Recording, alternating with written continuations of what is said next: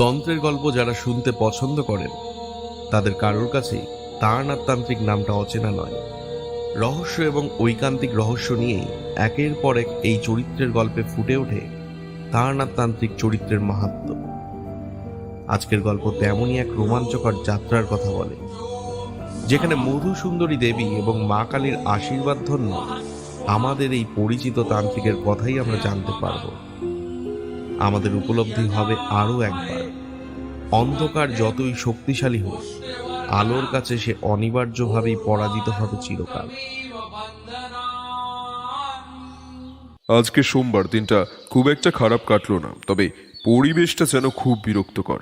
চারদিকে ইংরেজরা এতটা অত্যাচার করেছে যা বলাই বাহুল্য। কবে যে এর হাত থেকে নিষ্কৃত রয়েছে সেই বিষয়ে বিন্দুমাত্র ধারণা করবার জো নেই। কি বলেন ঠাকুরমশাই? আজ্ঞে হ্যাঁ, আপনারা ঠিকই বুঝেছেন। এই মুহূর্তে কথাটা আমি তারানাথ জ্যোতিষীকে উদ্দেশ্য করে বললাম। উনি আমার মুখের দিকে না তাকিয়ে ঘাড় এদিক ওদিক দুলিয়ে বলতে লাগলেন, তুমি খুব একটা ভুল কিছু বলনি বিভূতি। কবে যে আমরা এই পরাধীনতা থেকে মুক্তি লাভ করব সে বিষয়ে আমার যথেষ্ট সন্দেহ রয়েছে। আর এইভাবে কতদিনই বা চলতে পারে? আসলেই দোষ আমাদের ভারতীয়দের। আমরা ভারতীয়রাই তো ওই শয়তানদের পায়ের তলায় নিজেদেরকে রেখেছি। তাই না হলে সমস্ত ভারতবাসী যদি একবার গর্জে ওঠে, তাহলে মা কালীর কৃপায় আমরা স্বাধীনতা লাভ করতে পারি। তারানাথের কথা শেষ হওয়ার সাথে সাথে আমার পাশে বসে থাকা কিশোরী বলে উঠল, না না ঠাকুরমশাই, সব ভারতীয়রা এক কিন্তু নয়। এই তো কিছুদিন আগেই ইংরেজদের উপর হামলা করা হয়েছিল, আর সেই হামলা কিছু ভারতীয় বিপ্লবীরাই করেছিল বলে আমার ধারণা। তো অবশ্য ইংরেজদের উপর ভারতীয় বিপ্লবী ছাড়া আর হামলা করবেই বাকি। হ্যাঁ, এই কিছু কিছু মানুষদের জন্যই তো এখনো স্বাধীনতার আশা দেখছি। না হলে সরকারি কাজে যেসব ভারতীয়রা রয়েছে তারা তো সবাই ইংরেজদের হুকুম তাবিল করতেই মত্ত। এটা ভারতবর্ষ না নরক বুঝে উঠতে বেগ পেতে হয়। তা ঠাকুরমশাই আপনি যথার্থই বলেছেন, নরকের চেয়ে কম আর কি। আচ্ছা ঠাকুরমশাই, আমার একটা আবদার আপনি রাখবেন? কিশোরী প্রথমটা ইতস্তত করতে লাগলো, কিন্তু তার পরক্ষণে ধীরে ধীরে নিজের জড়তা কাটিয়ে বলে উঠল, আসলে ঠাকুরমশাই, আপনি এই নরকের কথা বললেন না, তাই মানে আমার নরক সম্পর্কে আপনার কাছে কিছু জানতে ইচ্ছে করছে। মানে ধরুন, আপনি যেমন নিজের অভিজ্ঞতা থেকে নানা তথ্য আমাদেরকে গল্পাকারে শোনান, ঠিক সেই রকম যদি আপনার নরক সম্পর্কে কোনো অভিজ্ঞতা থেকে থাকে তাহলে মানে যদি আপনি বলেন। কিশোরীর কথায় তারানাথ একবার কিশোরীর দিকে সরু দৃষ্টি নিক্ষেপ করলো, তারপর নিজের আনমনে কিছু একটা ভেবে বলল, আচ্ছা আচ্ছা, বুঝেছি। হ্যাঁ, অভিজ্ঞতা তা একটা রয়েছে বটে। সে অভিজ্ঞতা বহু পুরনো নয়, বরং আজ থেকে 7 কি 8 বছর আগেকার কথা। খুব বেশি হলে ওই 10 বছর আগের হবে। আসলে বয়স হচ্ছে কি না ঠিক সেইভাবে মনে রাখতে পারি না। ওহো, তার মানে তখন চারিমা জন্মে গেছে, অর্থাৎ আপনার জীবনে মধুসুন্দরী দেবীর আবির্ভাব তখন ঘটেছে। এই কথা বলার আর অপেক্ষা রাখে না। হ্যাঁ হ্যাঁ, একদম ঠিক কথাই বলছো। সেই কাহিনী আমার এখনো চোখের সামনে মাঝে মধ্যে প্রস্ফুটিত হয়ে ওঠে। তবে একটু দাঁড়াও, চারিমাকে ডেকে একটু চা জল খাবারের ব্যবস্থা করতে বলি। এই গল্প শুনতে শুনতে চা জল খাবার খেলে তোমাদের বেশ তৃপ্তিই হবে। হ্যাঁ ঠাকুরমশাই, আপনি এটা যথার্থ বলেছেন। ডাকুন ডাকুন, চারিমাকে ডাকুন। অতঃপর তারানাথ চারিকে ডাকে। বেশ কয়েকবার ডাকার পর চারি প্রবেশ করে আর বলে, ডাকছিলে বাবা? হ্যাঁ মা, শোন না, একটু কড়া করে চা বানিয়ে আনতো, আর সাথে একটু ভালো করে মুড়ি মেখে দিস। বুঝেছি, আবার একটা নতুন গল্পের আসর চলছে কি, তাই তো? হ্যাঁ, তা অবশ্য ঠিক বলেছ। ঠাকুর মশাইয়ের গল্প আর তোমার হাতে তৈরি খাবার, এই দুয়ের সংমিশ্রণ যে কতটা মধুর সে আমি ভাষায় ব্যক্ত করে উঠতে পারবো না। তা বেশ, তোমরা যেমন কথা বলছো তেমনই কথা বলো। কথা বলো মানে গল্প শুরু করো। কিছুক্ষণের মধ্যেই আমি আবার আসবো। এরপর চারি প্রস্থান করলে তারানাথ বলতে শুরু করে। হ্যাঁ, তবে এইবার গল্পে শুরু করা যাক। ঘটনাটা কত বছর আগের তা তো তোমাদের বললাম। এবার বলি ঘটনাটা সূত্রপাত হয় কি নিয়ে। আসলে তখন মনের মধ্যে তথাকথিত নরক দর্শনের আকাঙ্ক্ষা উকি দিচ্ছিল। তোমাদের আজকালকার অনেকেই মনে করো স্বর্গ আর নরক বলতে সেইভাবে কিছুই নেই, দুটোই নাকি মানসিক অবস্থার স্থিতি। মানুষ যেখানে শান্তি পায় সেটাই তার কাছে স্বর্গ, আর যেখানে সে অশান্তির পর অশান্তি ভোগ করে সেটা তার কাছে নরকের সমান। যদিও কথাটা যে পুরোপুরি ভুল তা কিন্তু নয়। যাই হোক, এবার আমি আসি আসল ঘটনায়।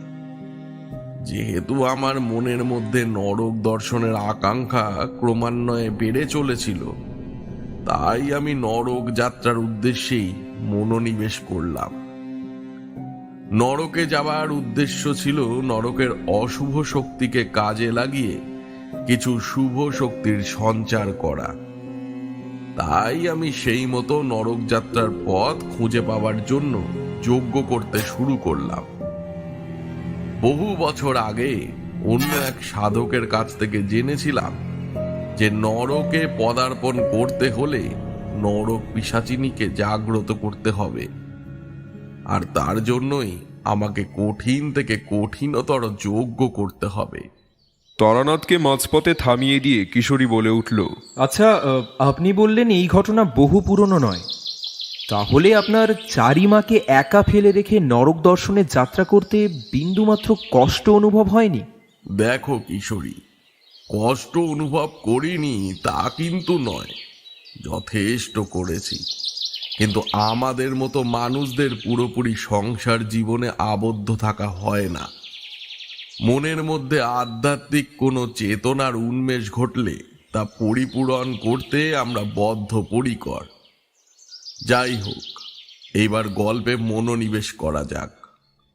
আমি নরকে যাওয়ার পদ্ধতি সম্পর্কে যেটুকুনি জ্ঞান আহরণ করেছিলাম, তার মধ্যে প্রথমেই যে কার্য আমাকে করতে হতো তা হচ্ছে নরক পিশাচিনীকে জাগ্রত করা।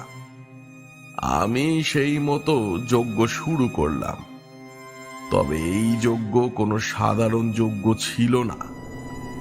যেহেতু নরক পিশাচিনীর মনকে তুষ্ট করবার ব্যাপার, তাই পূজা চলাকালীন নরক যন্ত্রণা ভোগ করতে হতো। প্রাণ নাশ হওয়ার সম্ভাবনা একটা ছিল তো বটেই। যতদিন না নরক পিশাচিনী তুষ্ট হচ্ছেন ততদিন কোনো আহার আদি গ্রহণ করা চলবে না, এবং নিদ্রা যাপন কদাপি সম্ভবপর নয়। এর মধ্যেই অনর্গল মন্ত্র উচ্চারণ করে যেতে হবে। প্রতিদিন নিজের শরীরে একটি করে কাঁটা বিধিয়ে সেই রক্তমাখা কাঁটা কুণ্ডের মধ্যে আহুতি হিসাবে দিতে হবে। তারানাথের কথা শেষ হতে না হতেই চারি চা ও মুড়ি মাখা নিয়ে চলে এসেছে। তারানাথের কথার শেষের দিকের কিছু অংশ বোধকরি চারির কর্ণগোচর হয়েছে, আর তা চারির মুখভঙ্গিতে সুস্পষ্ট। চারি চা জলখাবার নামিয়ে রেখে তারানাথকে প্রশ্ন করল। আচ্ছা বাবা, তুমি একটু আগে কি বলছিলে? কোন পিশাচিনীর কথা বলছিলে? আর কি সব মন্ত্র উচ্চারণ, তারপর নিজের শরীরে প্রতিদিন কাঁটা বিধিয়ে এই রক্ত মাখা কাঁটা তোমাকে আহুতি দিতে হতো? আরে সেই রকম কিছু না রে মা।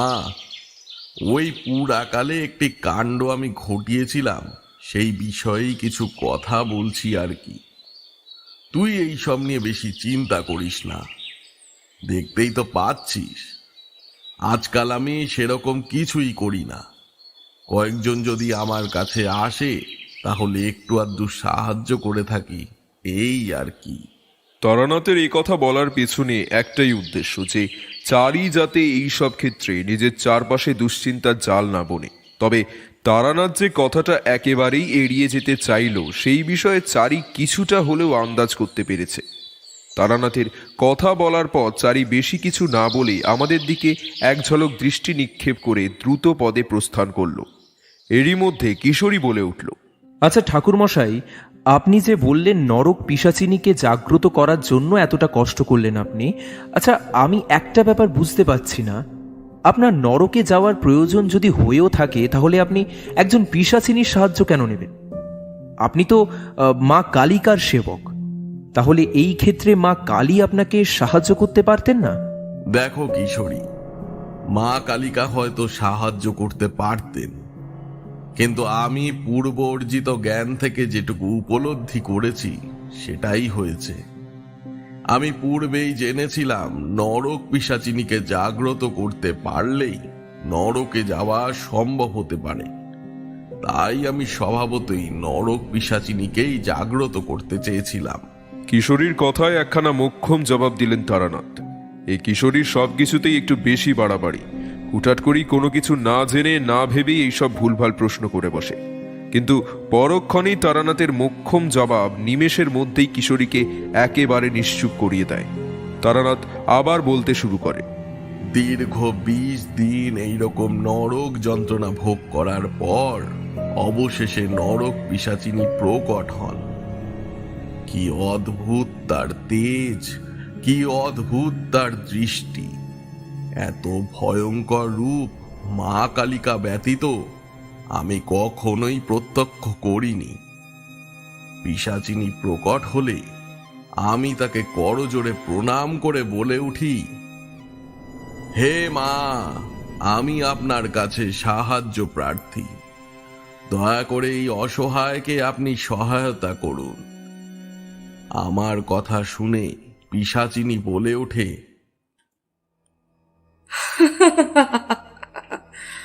বল তোর কি সহায়তা চাই?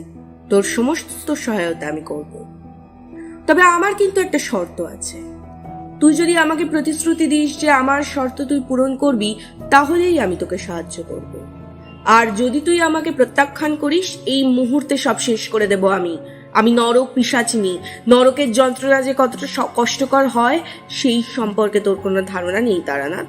তাই বলছি, আমি তোকে সাহায্য অবশ্যই করব, কিন্তু আমার শর্ত পূরণের বদলে। বেশ মা, তবে তাই হোক।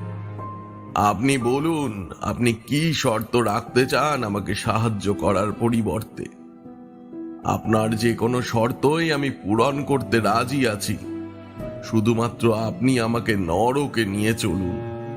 কেন? নরকে তোর কি কাজ? কি করবি তুই নরকে গিয়ে? আগে তুই কেন যেতে চাস সে কারণটা তো জানি, তারপর না হয় তোকে নিয়ে যাব। পিশাচিনীর কথায় আমি এইটুকু বুঝতে পেরে গিয়েছিলাম তিনি বড়ই সাংঘাতিক। আমি যদি আমার আসল উদ্দেশ্য সম্পর্কে ওনাকে জ্ঞাত করে দিই, অর্থাৎ যদি আমি বলে দিই যে নরকের অশুভ শক্তিকে কাজে লাগিয়ে শুভ শক্তির সঞ্চার ঘটানোই আমার একমাত্র উদ্দেশ্য, তাহলে নরক পিশাচিনী সেই মুহূর্তেই আমাকে শেষ করে দিতেন। তাই আমি আসল উদ্দেশ্য নিজের মধ্যেই রেখে দিয়ে বলে উঠলাম, উদ্দেশ্য বলতে সেই রকম কিছুই নয়। আসলে নরক দর্শনটাই আমার উদ্দেশ্য। নরক স্বর্গ এসব সম্পর্কে অনেক শুনেছি, কিন্তু নরকে যাবার প্রত্যাশাটা অতিরিক্তই বেশি। সেই হেতু আমি আপনার কাছে সাহায্য চেয়েছি। কিন্তু মা, আপনি এখনো বললেন না যে আপনার প্রদত্ত শর্ত কি হতে পারে। না না না তারানাথ, সবকিছু এতটা সহজে নিস না। আমি তোকে এই মুহূর্তেই শর্তের ব্যাপারে কিছুই বলবো না। যখন তোর কার্য সমাপ্ত হবে তখনই আমি আমার শর্ত আসলে কি সেই কথাই তোকে জানাবো। কিন্তু তার আগে তুই আমার শর্ত কি সেই ব্যাপারে বিন্দু মাত্র আগ্রহ দেখাবি না। কি অদ্ভুত আপনি ঠাকুরমশাই! আগে শর্ত সম্পর্কে না জেনে আপনি রাজি হয়ে গেলেন। এমন কার্য করা কি কখনো আপনার মতো মানুষের শোভা পায়? সত্যি কিশোরী, তুমি হাসালে আমাকে। এমা, এ কি এসব কেন বলছেন ঠাকুরমশাই? আচ্ছা কিশোরী, এই যে পুরোটা না জেনে না শুনে তুমি হঠাৎ হঠাৎ প্রশ্ন বাণ নিক্ষেপ করো, সেটাই বা কি শোভা পায়? আপনি বলতে কি চাইছেন ঠাকুরমশাই? একটু খোলসা করে বলুন। এতটা জটিলভাবে বললে বোধ করি আমার বোধগম্য হবে না। এই যে আমি গল্পটা বলে যাচ্ছি, আর মাঝে মাঝে তুমি অহেতুক প্রশ্নবাণ আমার দিকে নিক্ষেপ করছো। আমি সেই কথাই বলছি। এটা তো এক প্রকার বাধা সৃষ্টি করা। তুমি গল্পের মাঝখানে যদি এইভাবে বাধা সৃষ্টি করতে থাকো তাহলে সেটা কখনোই কাম্য নয়। চুপচাপ যেটা বলবো সেই সম্পর্কে আগে জানো, তারপর না হয় মতামত পোষণ করো। আহা কিশোরী, এত কথা বললে হবে নাকি? গল্পটা তো মনোযোগ দিয়ে শুনতে হবে। গল্প না শুনে তুমি যদি মাঝে এত কথা বলতে থাকো তাহলে তো গল্প শোনার আনন্দটাই মাটি হয়ে যাবে। আমি বলি কি বন্ধু, একটু ধৈর্য ধরো। ধৈর্য হারানো বড়ই খারাপ ব্যাপার। বেশ বেশ, ঠিক আছে। আসলে একটু কৌতূহলের বশবর্তী হয়ে গিয়ে তাড়াতাড়ি ধৈর্য হারিয়ে ফেলি, এই আর কি। যাই হোক ঠাকুরমশাই, আপনি বলতে থাকুন। আসলে আপনার মতো একজন বিচক্ষণ মানুষ এইরূপ হঠকারিতা করে ফেলতে পারে সেই ব্যাপারেই আমি হতবাক হয়েছিলাম। আচ্ছা বেশ, এইসব বাদ দাও। পিশাচিনীর কথা অনুযায়ী তার শর্তে আমি রাজি হলাম এবং আমি পিশাচিনীর সঙ্গে নরকের উদ্দেশ্যে যাত্রা করলাম। তবে তোমরা এইটা ভেবো না যে এই নরকে যাবার জন্য মর্ত থেকে কোনো আলাদা রাস্তা রয়েছে। আসলে পিশাচিনীর সঙ্গে তার মন্ত্র বলে পৌঁছে গেলাম নরকে। সে কি অদ্ভুত ভয়ঙ্কর দৃশ্য! সেই দৃশ্য চোখের সামনে ভেসে উঠছে এই মুহূর্তে। আহা, মনে করলেই সারা শরীর অবশ হয়ে আসে। আচ্ছা ঠাকুরমশাই, আমরা যা শুনেছিলাম সেটা হচ্ছে, যদি জীবিত থাকাকালীন কোনো মানুষ বিশাল আকার অন্যায় কার্য করে তখন শাস্তি স্বরূপ তাকে নরকে পাঠিয়ে দেওয়া হয়। সেখানে নাকি তাদের অন্যায় অনুযায়ী নানা ধরনের শাস্তি দেওয়া হয়ে থাকে।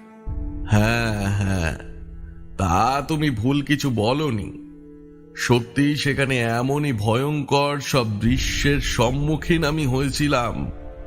কাউকে অগ্নিকুণ্ডের মধ্যে নিক্ষেপ করা হচ্ছে, তো কাউকে কণ্টকীর্ণ করে তোলা হচ্ছে। এছাড়াও আরো নানা রকম শাস্তি সেখানে ছিল বই কি।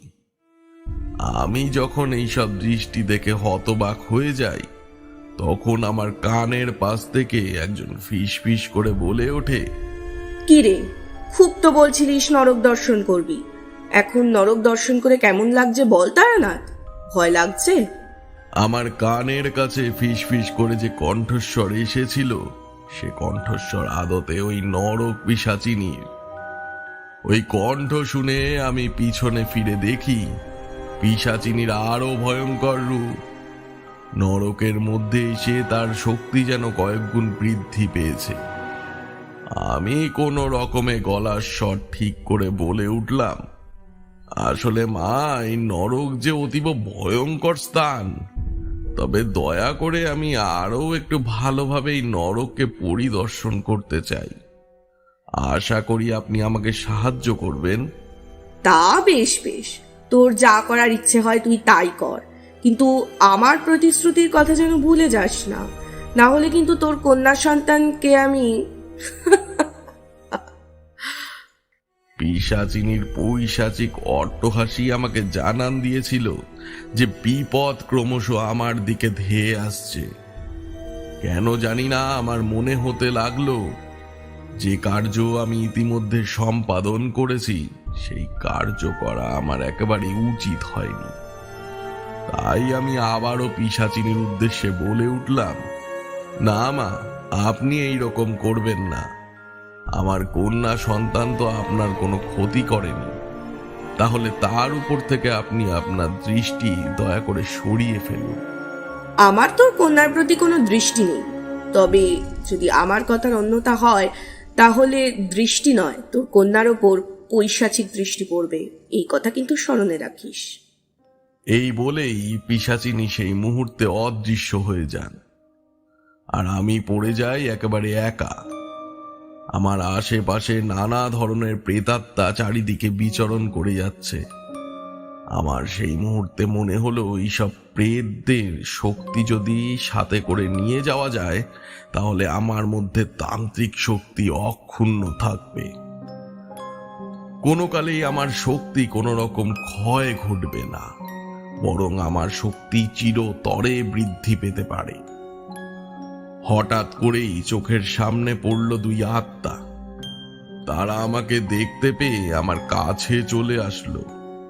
তার মধ্যে একজন বলল, যার কাঁধের ওপর কোনো গলা নেই, স্কন্দ কাটা ভূতের কথা তো তোমরা নিশ্চয়ই জানো। সে আমার কাছে এসে বলতে শুরু করলো, কে আপনি কবে এলেন নরকে? আর মরলেন বা কিভাবে? রোগে ভুগে মরেছেন নাকি কোনো অপঘাতে মৃত্যু হয়েছে আপনার? তুমি যেই হও না কেন, তোমাকে একটা কথা বলি, আমার মৃত্যু হয়নি। মানে কি? আপনার মৃত্যু হয়নি? তাহলে আপনি নরকে এলেন কিভাবে? নরক পিশাচিনীর সাহায্যে। কি বলেন আপনি? নরক পিশাচিনী আপনাকে জীবিত অবস্থায় নরকে নিয়ে চলে এসেছে? তার মানে তো বলো, থামলে কেন? তার মানে কি? তোমরা ওই পিশাচিনীর সম্পর্কে নিশ্চয়ই অনেক কিছুই জানো। যদি জেনে থাকো তাহলে দয়া করে আমাকে সমস্ত কথা বলো। চিনি মানে? হাড়ে হাড়ে চিনি। যিনি এই নরকের অধীশ্বরী, তিনি তো সে। উনি আপনাকে জীবিত অবস্থায় এখানে নিয়ে এসেছে, মানে আপনার মৃত্যু তো নিশ্চিত। বিশ্বাস করো বিভূতি, এই কথাটা শোনা মাত্রই আমি আকাশ থেকে পড়লাম যেন। নিজের কৃতকর্মের জন্য তখন এতটা ঘৃণাবোধ হচ্ছিল, তা আমি তখন কাউকে বলে বুঝাতে পারিনি। নরকে আসবার লোভ আমার এতটাই বৃদ্ধি পেয়েছিল যে আমার চারিমার কথা একবারও ভাবতে পারিনি। ভাবতে পারিনি তা নয়, বরঞ্চ ভাবতে চাইনি। সবই বুঝলাম ঠাকুরমশাই, কিন্তু আপনি সত্যি নরকে গিয়ে ভূত প্রেতদের সাথে কথা বলেছেন? এই কথা যে কোনোভাবেই আমি বিশ্বাস করতে পারছি না ঠাকুরমশাই। হ্যাঁ, অবশ্যই আমার উদ্দেশ্য তো তাই ছিল। তাদের শক্তিকে নিজেদের মধ্যে আয়ত্ত করতে গেলে তাদের সঙ্গে তো আলাপ জমাতেই হবে। আর তাছাড়া ভূত প্রেতদের সঙ্গে কথা বলার অভ্যাস সে বহুকাল আগে থেকেই। তান্ত্রিক হয়ে আমি যদি ভূত প্রেতদের সঙ্গে কথাবার্তা না বলি, তাহলে আমার তান্ত্রিক হওয়া না হওয়ারই সমান। আশা করি তুমি আর কিশোরী দুজনেই বুঝতে পারছো আমি এই মুহূর্তে ঠিক কি বলতে চাইছি তোমাদেরকে। সব বুঝতে পারছি ঠাকুরমশাই, আপনি আপনার গল্প নিয়ে এগিয়ে চলুন। ধীরে ধীরে বেশ গল্পটা জমে উঠতে চলেছে বলে মনে হয়। হ্যাঁ হ্যাঁ, তাই ভালো। স্কন্দকাটা এবং আরো এরকম কয়েকটি প্রেতাত্মাদের সঙ্গে কথাবার্তা বলতে থাকলাম, কিন্তু আমার নরকে আসবার সংবাদ ততক্ষণে পৌঁছে গেছে যমলোকে। সেখানে স্বয়ং যমরাজ অবস্থান করে। আমি নিজের মতো এদিক ওদিক প্রেতাত্মাদের মধ্যে জীবিত একজন মানুষ ঘুরে বেড়াচ্ছি। ততক্ষণেই আমার সামনে উপস্থিত হয় আরো একজন ভুতুড়ে পেয়াদা। সে বলে, আমি যমরাজের আদেশ নিয়ে এসেছি। তুমি তো সেই জীবিত মানব যে নরকে পদার্পণ করেছ, আর পদার্পণ করেই প্রেতদের সঙ্গে বেশ ভালোই ভাব জমিয়েছ দেখছি। যমরাজ বলছিলেন এ মানব কোনো সাধারণ মানব নয়। তোমাকে দেখেও আমার ঠিক তাই মনে হচ্ছে, তুমি কোনো সাধারণ মানব তো নও। আমি একজন মানব বটে, কিন্তু সাধারণ কি অসাধারণ সেই ব্যাপারে আমার নিজস্ব কোনো মতামত বা বক্তব্য নেই। আপনি বরং আপনার সাথে করে যমরাজের কাছে আমাকে নিয়ে চলুন। হ্যাঁ হ্যাঁ, তাই চলো। তোমার তো দেখছি ভারী কথা আছে মুখে। বেশি কথা বলতে হবে না আমার সঙ্গে, যমরাজের কাছে চলো। তার সামনে গিয়ে কথা বলো কি করে আমি সেটাই দেখব। অতঃপর আমরা যমলোকে যমরাজের রাজসভায় এসে পৌঁছালাম। গিয়ে দেখি যমরাজ বসে রয়েছে এবং তার দুই দিকে দুইজন। দেখে আমার বুঝতে অসুবিধা হলো না যে এই দুইজন চিত্রগুপ্ত এবং বিচিত্রগুপ্ত। এই দুইজন মানব জাতির পাপ পুণ্যের হিসাব রাখেন। মৃত্যুর পর প্রথমে যমলোকে সেই মৃত ব্যক্তির আত্মাকে আনা হয় এবং তার পাপ পুণ্য অনুযায়ী তাকে স্বর্গ লাভ আর নয়তো তাকে নরকে পাঠিয়ে দেওয়া হয়। তারানাথের কথার মাঝখানে ফের চারি প্রবেশ করে আর বলে, আচ্ছা, গল্প যেন আজকে একটু বেশি জমে উঠেছে। বাইরের আবহাওয়াটা যে খুব একটা সুখকর ঠেকছে না। তাই আমি বলি কি, যদি আবহাওয়া পুনরায় ঠিকঠাক না হয় তাহলে আজকের রাত্রিরের আহার আর রাত্রি বাসটা এখানেই করে যাবেন। বাবা, কি বলো? ও তাই নাকি? বাইরের আবহাওয়া যদি খুব খারাপ হয় তাহলে তুই যা বলেছিস তাতে একদম ঠিক বলেছিস মা।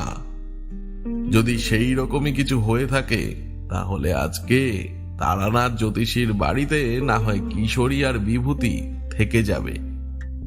যদি রাত্রিবেলা নিদ্রা ভঙ্গ হয় তাহলে আমাকে একবার খবর দিও, আবার একটা ভুতুড়ে গল্প তোমাদের শোনাবো, কি বলো? তাহলে তো খুব একটা মন্দ হয় না। রাত্রিবেলা এখানে আহার সম্পাদন করব, তারপরে আবার কোনো ভয়ঙ্কর ঘটনাকে নিজেদের মধ্যে উপলব্ধি করব। কি বলো কিশোরী, ব্যাপারটা বেশ জমবে, তাই না? বেশ, ঠিক আছে। তাহলে আপনারা আজকে আমাদের বাড়িতেই থেকে যাবেন। আর এক কাপ করে চা খাবেন নাকি আপনারা? এই রকম আবহাওয়ায় চা খেতে বেশ ভালোই লাগবে আপনাদের। হ্যাঁ, সেইটা হলে খুব একটা মন্দ হয় না। তুমি বরং আরও এক কাপ চা পাঠিয়ে দাও। তোমার হাতে তৈরি চায়ের মধ্যে এক বিশেষ মাহাত্ম্য রয়েছে, বুঝলে? কিশোরীর কাছ থেকে প্রশংসা শুনে চারির মনে বড় আহ্লাদ হলো। তাই সে আমাদের দিকে সুমিষ্ট হাসি হেসে পুনরায় রান্নাঘরের দিকে অগ্রসর হতে লাগলো। মেয়েটা আমার ভারী লক্ষ্মীমন্ত। অবশ্য সেটা হওয়াই স্বাভাবিক, কারণ চারির মাঝে সাধারণ কোনো নারী ছিলেন না। তা যাই হোক, এবার গল্পে ফিরে আসি। যমরাজ আমাকে দেখে বেশ ভারী কণ্ঠস্বর করে বলে উঠলেন, শুনলাম তুমি নাকি জীবিত অবস্থায় নরকে পদার্পণ করেছো। এই সাহস তুমি করলে কি করে? আর কোনো জীবিত সাধারণ মানুষ কখনো নরকে তো আসতে পারে না, তা তুমি এলে কি করে? নরক পিশাচিনীর সাহায্যে আমি নরকে পদার্পণ করতে পেরেছি। তাকে জাগ্রত করবার জন্য নরক যন্ত্রণা ভোগ করে আমি পূজা অর্চনা করে গেছি, নিজেকে রক্তাক্ত করেছি। তাই তিনি আমাকে নরকে নিয়ে আসতে রাজি হয়েছেন। কি বললে? নরক পিশাচিনী? সে তোমাকে জীবিত অবস্থায় এই নরকে আনতে রাজি হয়েছে? মানে তোমার মৃত্যু এই নরকেই ঘটবে? এই একই কথা স্কন্দকাটা আমাকে বলেছিল। যমরাজের মুখ থেকে পুনরায় এই কথা শুনবার পর আমার জ্ঞান চক্ষু ধীরে ধীরে উন্মোচিত হতে লাগছিল। তারপর যমরাজ আবারও বললেন, আচ্ছা, নরকে আসার উদ্দেশ্যটা কি? আর যদি ধরেও নি তোমার কথা অনুযায়ী যে তুমি নরক পিশাচিনীর সাহায্যে নরকে আসতে পেরেছ, তাহলেও তো একটা প্রশ্ন থেকেই যায়, তুমি তো সাধারণ কেউ নও।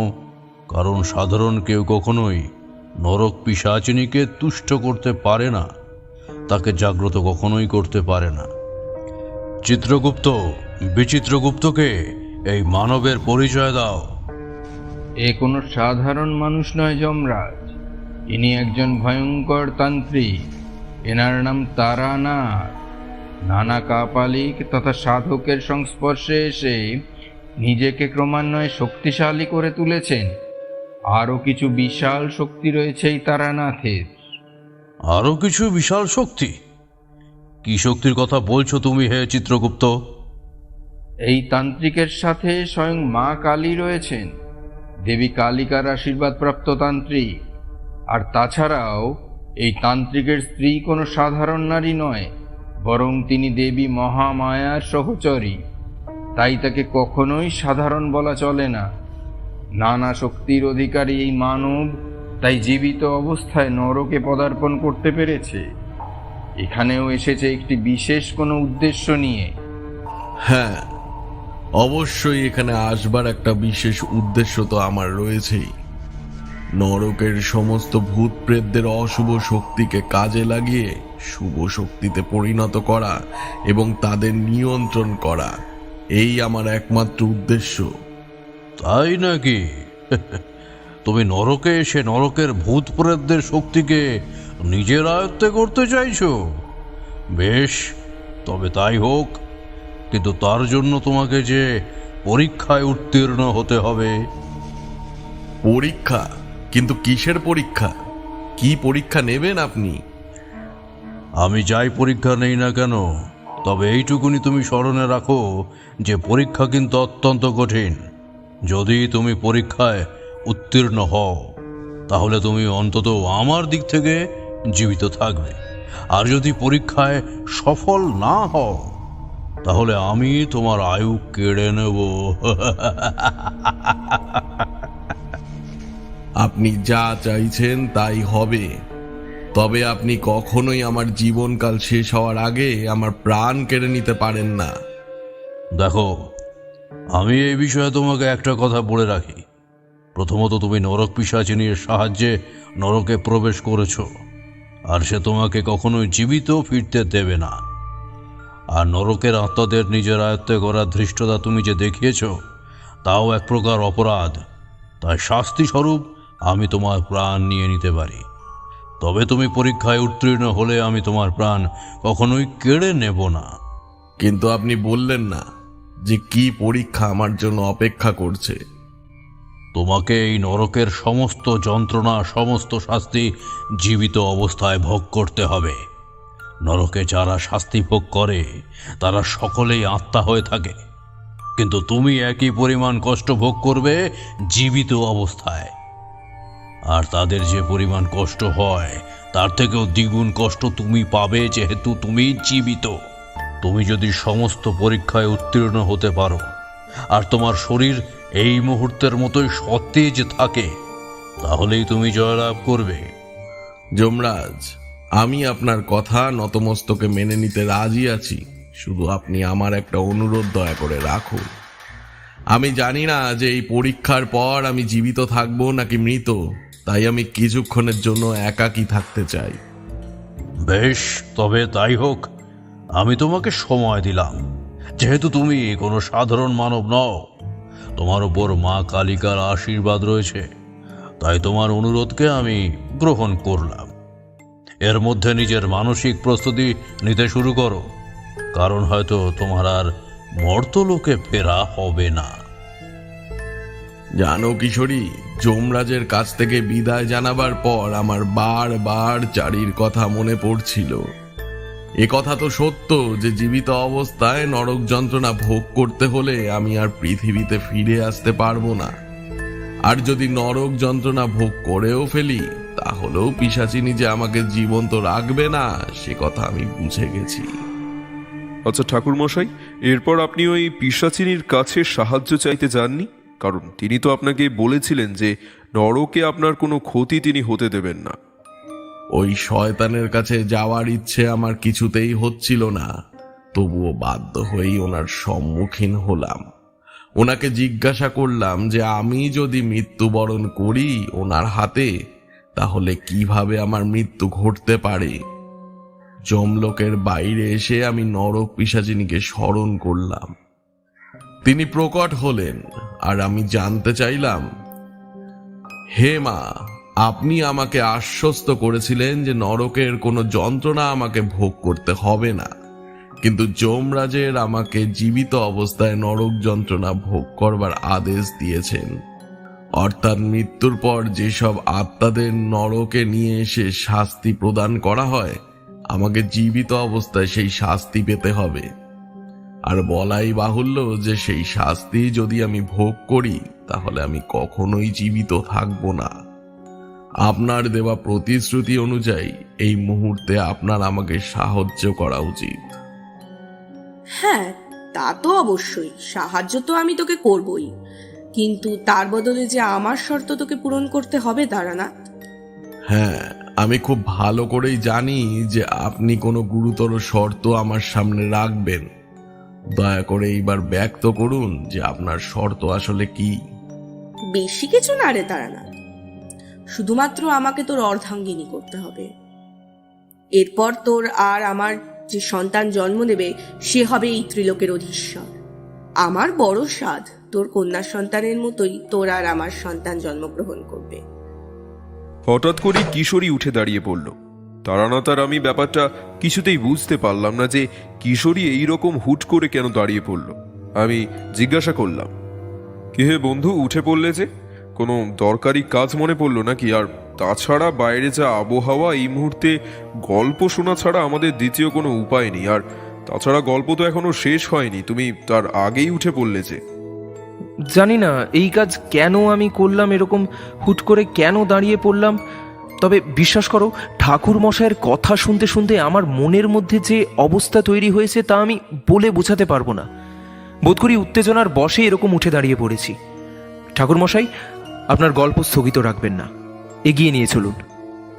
পিশাচিনীর কথা আমার কর্ণগোচর হতেই আমি যেন নিজের ওপর থেকে সমস্ত নিয়ন্ত্রণ হারালাম।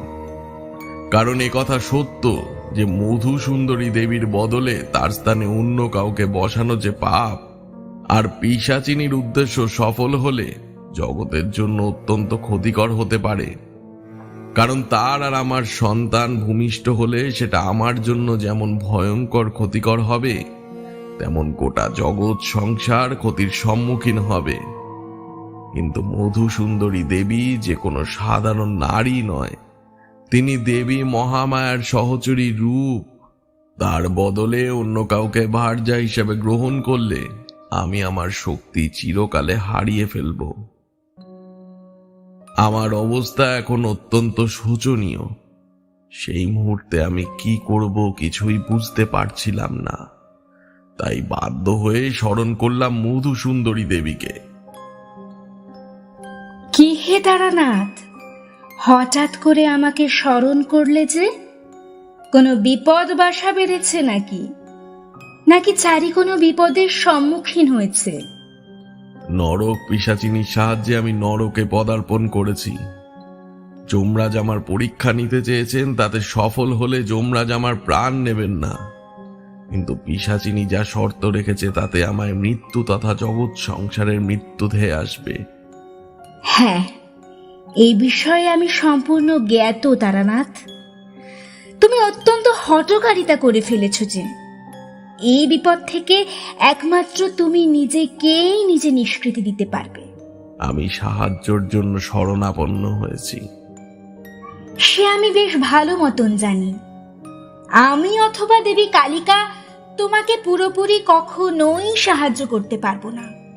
কারণ তুমি নিজের হঠকারিতার জন্যই আজ এই বিপদের মধ্যে পড়েছ। সম্পূর্ণ বিপদ থেকে রক্ষা করবার দায়িত্ব এবং পন্থা তোমাকেই খুঁজে বার করতে হবে। তবে এইটুকু বলে রাখি, নরক পিশাচিনীকে একমাত্র নরকের দরজার বাইরে নিয়ে আসতে পারলেই তাকে বধ করা সম্ভব হবে। আমি মনে মনে চিন্তা করলাম আমাকে এই দুই বিপদ থেকেই যে করেই হোক নিজেকে বাঁচাতে হবে।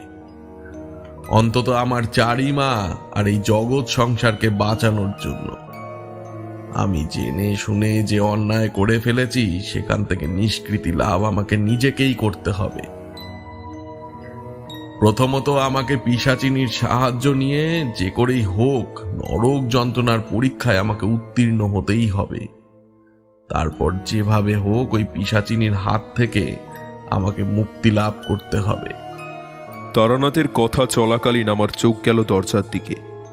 চোখ যাওয়া মাত্রই আমার চোখ সেখানেই থমকে দাঁড়ালো।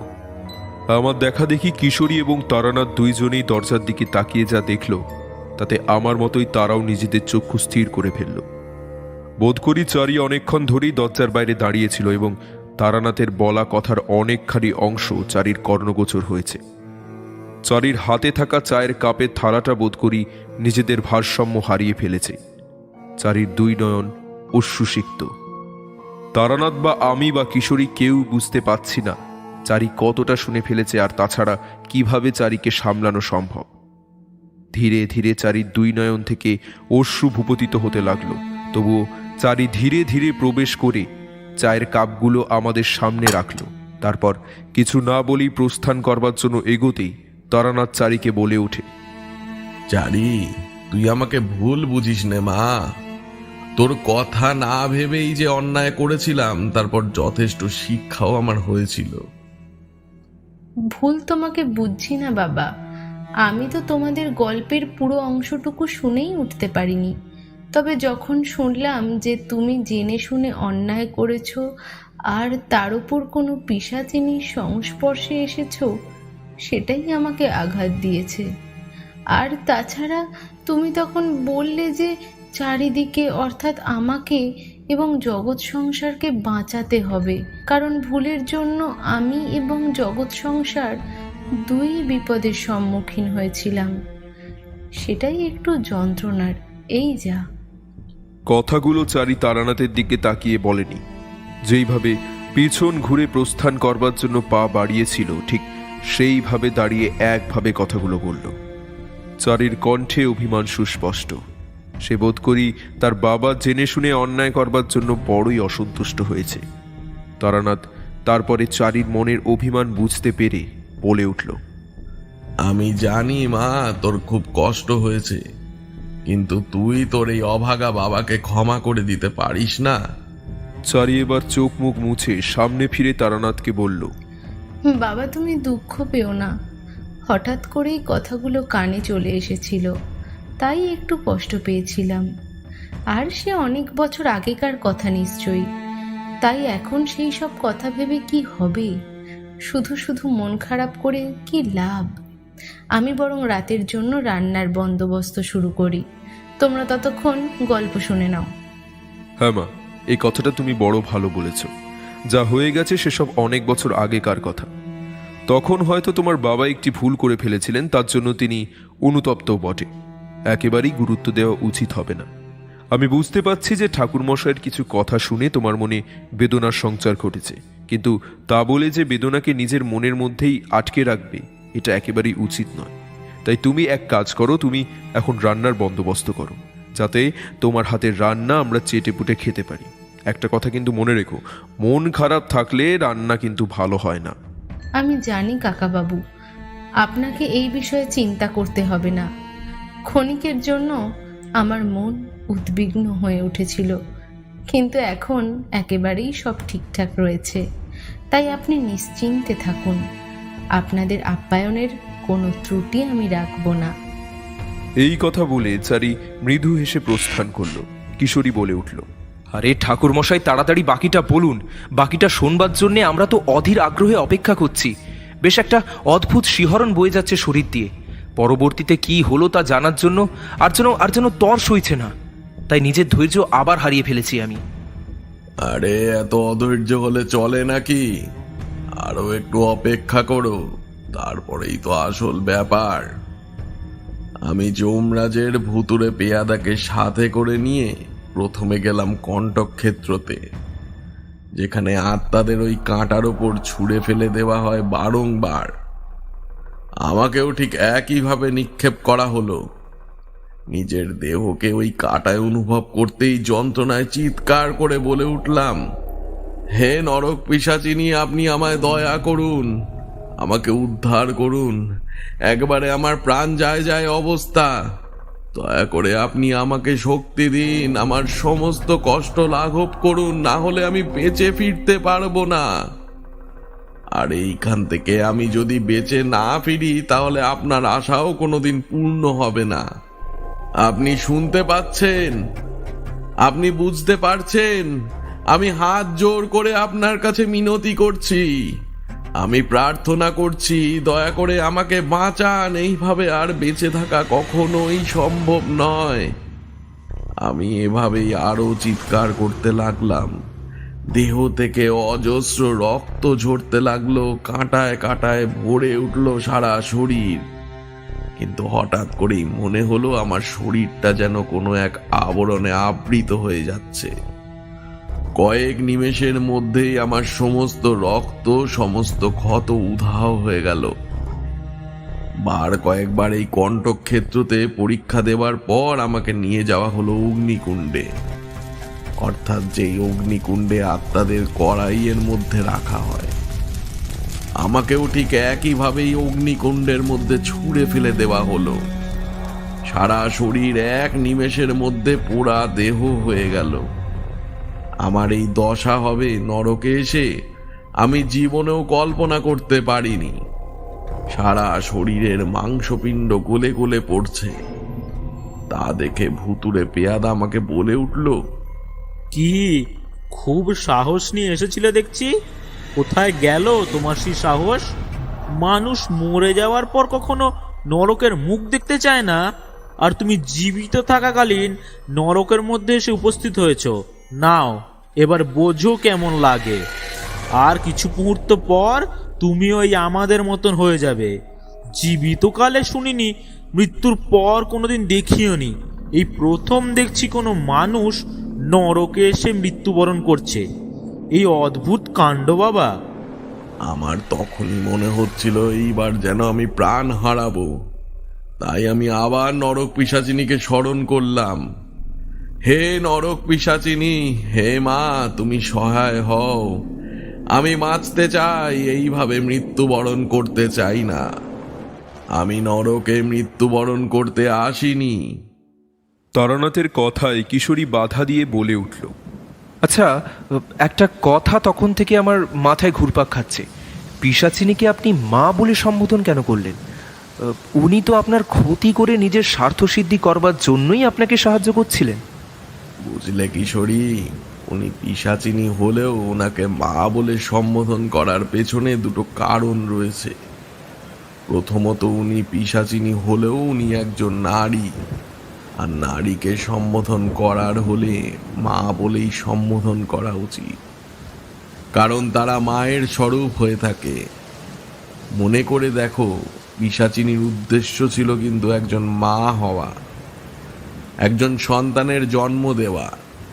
তাই তিনি যদি অশুভ শক্তি হয়েও থাকেন বা অশুভ শক্তিকে যদি জন্ম দিতেও চান, তবুও তিনি সর্বদাই মা।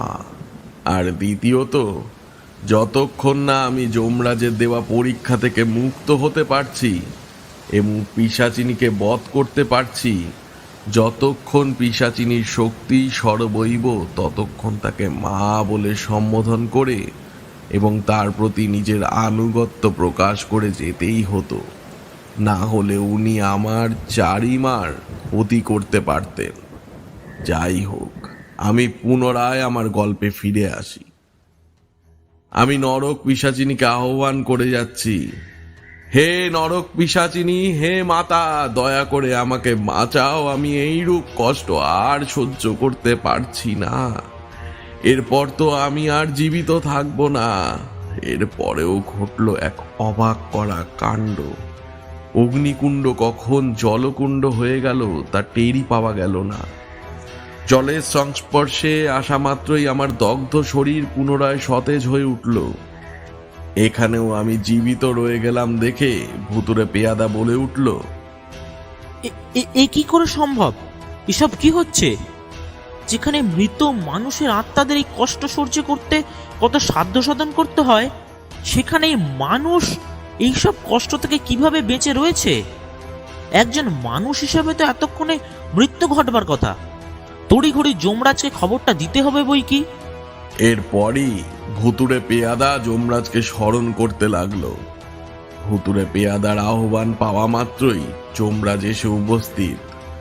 যমরাজ আমাকে জীবিত অবস্থায় দেখবার পর বলে উঠল, এ কি করে সম্ভব? হ্যাঁ, এ সাধারণ কোনো মানব নয়, সেই সম্পর্কে আমি অবগত, কিন্তু তা বলে সমস্ত নরক যন্ত্রণাকে নিমিষের মধ্যে আত্মস্থ করে ফেলেছে কিভাবে?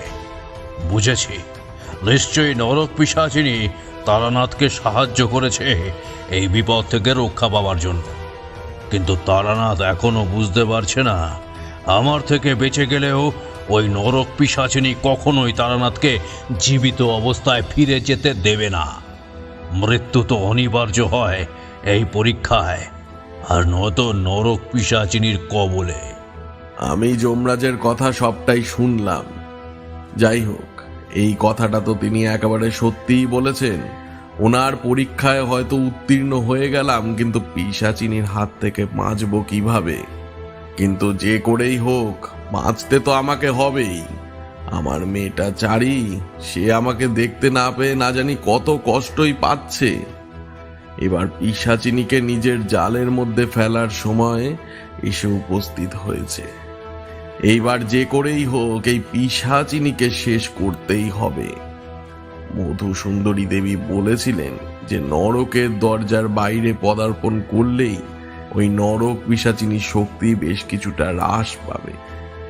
এই একটাই সুযোগ, যে করেই হোক পিশাচিনীকে নরকের বাইরে যে করেই হোক পাঠাতেই হবে। অতঃপর আমি পিশাচিনীকে স্মরণ করলাম। হে পিশাচিনী, হে মা, দয়া করে প্রকট হন।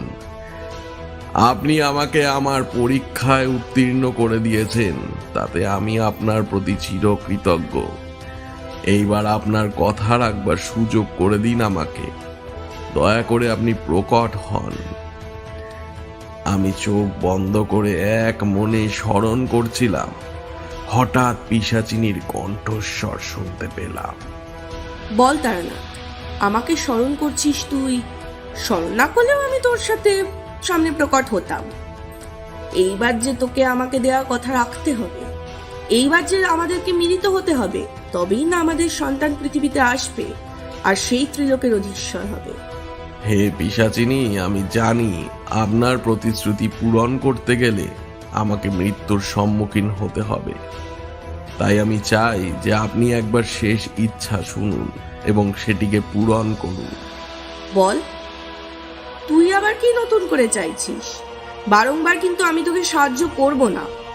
যদিও তোর প্রতি আমি তুষ্ট, এরপরই আমাদের মিলন ঘটবে, তাই তোর শেষ ইচ্ছে আমি অবশ্যই রাখব। তুই বল, তোর শেষ ইচ্ছে কি? আমার শেষ ইচ্ছা হলো একবার নরকের বাইরে সমস্ত কিছুকে প্রত্যক্ষ করা, তাও আবার আপনার সাথে। না না, এ কখনোই সম্ভব নয়। নরকের বাইরে অর্থাৎ দেবতাদের সংস্পর্শে এলে, স্বর্গের সম্মুখীন হলে আমার যে শক্তি ক্ষয় হবে, আর আমি সেই জন্য কিছুতেই তোর এই ইচ্ছে রাখতে পারবো না। হে পিশাচিনী, দয়া করুন, আপনি শুধুমাত্র একটি বারের জন্য নরকের বাইরে আমাকে নিয়ে চলুন। অতঃপর আমার কথায় পিশাচিনী নরকের বাইরে পা দেয়, আর নরকের দরজার বাইরে পা দেওয়ার সাথে সাথেই নরকের দরজাও বন্ধ হয়ে যায়। এহেন ঘটায় পিশাচিনী বেশ অবাক হয়ে যায়, বলে ওঠে, এইটা কি হলো? এসব কি? নরকের দরজা এইভাবে বন্ধ হয়ে গেল কেন? আর আমি চেষ্টা করলেও সেই দরজা খুলতে পারছি না কেন? তবে কি আমার শক্তি ক্ষয় হয়েছে? এবার আমরা মিলিত কিভাবে হব তারানাথ? বুঝলি না শয়তানি, এই সবই দেবী কালিকার আশীর্বাদ, মধুসুন্দরী দেবীর আশীর্বাদ। আমার উপর এনাদের আশীর্বাদ রয়েছে, আর তুই চাইছিলি আমাকে ধ্বংস করতে। শুধু আমাকে ধ্বংস করতে নয়, এই গোটা জগৎ সংসারকে ধ্বংস করতে। নরকে তোকে বধ করা অসম্ভব ছিল, তাই কৌশলে তোকে এই নরকের বাইরে টেনে এনেছি। বিশ্বাসঘাতক তারানাথ, তুই এইভাবে আমার সঙ্গে বিশ্বাসঘাতকতা কিভাবে করতে পারলি? আমি তোকে নরকে এনেছিলাম আর তুই নিজের দেয়া প্রতিশ্রুতি রাখলি না। প্রতিশ্রুতি অবশ্যই রাখতাম যদি তুমি সৎ হতে, কিন্তু না, তুমি যে শয়তান। তোমার মাধ্যমে একটা বিপদ থেকে মুক্তি পেয়েছি, আর এবার তুমি নামক বিপদ থেকেও মা কালী আমাকে বাঁচাবেন। হে মা কালী, শেষ করো, বধ করো এই পিশাচিনীকে। তুই কি ভাবলি তারানাথ, তোকে আমি ছেড়ে দেব? আমি যদি আজকে শেষ হই, তাহলে তার আগে তোকে শেষ করবই। এরপরে ওই পিশাচিনী আমার দিকে অগ্রসর হতে গেলে মা কালিকা এবং মধুসুন্দরী দেবী দুজনেই প্রকট হন, আটকে দেন ওই পিশাচিনীকে। মা কালিকা বলে ওঠেন, তোর মতো শয়তান আমার সব থেকে প্রিয় সেবককে হত্যা করবে কখনোই হতে পারে না। এই মুহূর্তে তোর অস্তিত্বকে শেষ করে ফেলবো আমি। শুনে রাখ, পৃথিবীতে যত শয়তান রয়েছে তাদেরকে শেষ করবার জন্য এইরকম তারানাথ তান্ত্রিকের জন্ম হয়। তোদের মতো অশুভ শক্তি ক্ষতি করতে এলে আমি মা কালিকা কখনোই সেটা হতে দেব না। এরপরে দেবী কালী ওই পিশাচিনীকে বধ করেন। আমি জ্ঞান হারিয়ে ফেলি। জ্ঞান যখন ফেরে তখন চোখের সামনে চারিকে দেখতে পাই। বুঝে যাই যে আমি আবার যথাস্থানে ফিরে আসতে পেরেছি। তা বলো, কেমন লাগলো গল্পটা? অপূর্ব, অসাধারণ, ভেবেই আমার গায়ে এখনো কাঁটা দিচ্ছে। সত্যিই তাই, এক অভূতপূর্ব কাহিনী শোনালেন আপনি ঠাকুর মশাই। এরপর দেখা যাক চারিমা কখন আমাদের আহারের জন্য ডাকে। ডাকবে ডাকবে, একটু অপেক্ষা করো, ধৈর্য হারালে হবে না, বুঝলে?